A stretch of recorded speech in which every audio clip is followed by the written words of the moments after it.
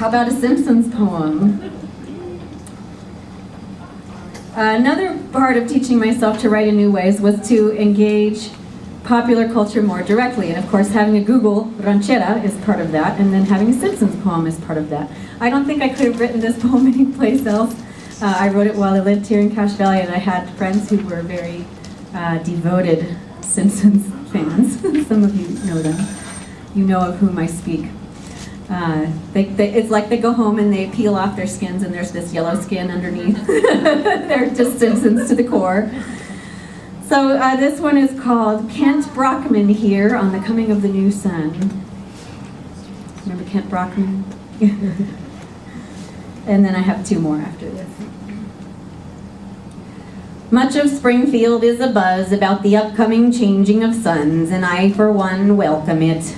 In fact, I've long suspected the outgoing sun of being a pallid imitation of a star, and couldn't be more thrilled to know that a real sun is on its way to feed us and heat us and drive us out of our old brains into new ones.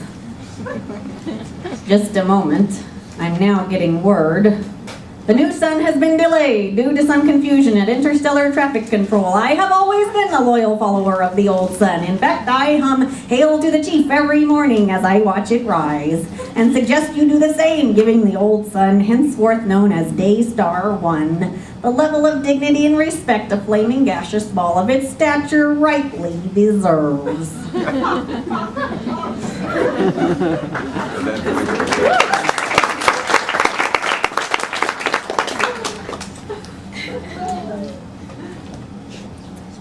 This next one is also a Utah poem, and so just to show that it wasn't all silliness, I'll read a poem, a protest poem that I wrote while I was here. I lived here during the immigration raid that took place on the day of Our Lady of Guadalupe, December 12th. And there were raids that took place all across the country. And of course, they continue to this day. It wasn't an isolated event. But as you may recall, those of you who were here then, it was an event that really catalyzed all kinds of conversations and all kinds of outreach and outrage. And there were, at least people were talking about immigration and about who belongs and who doesn't belong. And the poem title is a joke. It's like a geeky poet joke. The poetry form is an adaptation of a villanelle, which some of you know has 3-line stanzas and a repeating refrain. And so the title is El Villain. Hardy har har. El Villain. I fled the West Coast to escape them, but I still see illegals everywhere, whines a letter writer in our rural Utah paper, applauding a local ICE raid. How does it feel to be a problem? Everyone, no one wanted to ask Du Bois, circulating his elegant diction and mixed-race face among Atlanta glitterati turn of the century, when the white sixth sense was, I can smell, Negroes and Jews.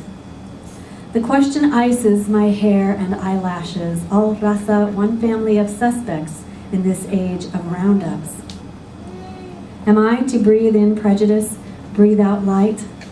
How does it feel to be a problem? Allies of La Causa want a Christ of me, Sacred Heart on display. Where are your documents naming this pain? They hope for a nibble of rage. I see Lourdes, 7 years old, and sin documentos embrace my daughter hello, goodbye, every day on their school's front steps, the two of them giddy with girl pacts.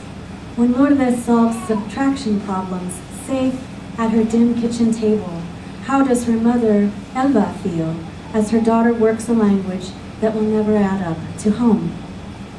Down the street, I see Rodolfo from El Salvador, legal refugee, dance the glee of a jazz victory in front of his big screen. Ask him how pupusas feel in his mouth. Corn dough communion with Patria. His wife Inez is 4th generation Mexican-American from Salt Lake City, but who's checking pedigrees? How does it feel for Rodolfo, Inez, Elva, Lourdes, me, to be seen as not quite right, not quite us, not from around here, are ya? I will not say, I will not display our stigmata. We shouldn't need papers to cross from familia to politics. Ask the seer of illegals, the maid of ethnic cleansing, how it feels to hold a broken feather duster. And lastly, I will close with the poem that is on the broadside, along with Anne's poem, which I think you're going to hear up next. And this poem, Star reminded me, has made a Helicon West appearance before, and it is very much a Cache Valley poem. It was inspired by a poem that Brock Chair wrote called Across the Grid, which he shared at a Helicon West, about the sort of effects of living in a town laid out on a grid on his spiritual well-being, his mind and heart. And I thought, oh, that's right. We can write about, our street layout. We can write about the things that are right in front of us and right around us, like Walmart. Turned out I felt the need to write about Walmart. And actually, I found when I was teaching here that students had a need to write about Walmart. I think we need to engage Walmart creatively. We can't let it be a dark spot, a black hole in our lives. We need to engage Walmart creatively. And so thank you again for having me. This is The Walls and Marts Did Not Devour Them. The title is a reference to Tomás Rivera's book, Y no se lo tragó la tierra, and the earth did not devour them.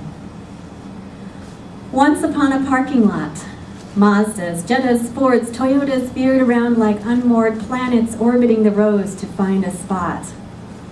The softness of his palm was lost to her who mothered here by jerks and terseness. Grip his wrist and pull like ripping weeds. It wasn't greed brought them here, but socks, which they all needed. As a tired kid can hate his used-up mom, herself yanked by bank books, rent, an hour's work, just barely 2 milk gallons. So he hates her in the foyer as she rattles keys in answer to the greeter who he hates for the wrinkles in his face. The boy's back tenses for the hunt to find the toy that will punch through her blunt refusals. Can't we get, and please, it's only, begin as mantras become koans and end up bitter as eternal curses on her name. Of course she loves him still, in fury at the flat fluorescent glare, at the tiles with their scuffed insistent squares. The wired child, blessed be his exit, will forget he hates her later when she rubs the blankets at his shoulders, when he nestles into rest, so freely given. He'll forget her hard sock eyes, and she'll remember little hands can be a balm. Thank you.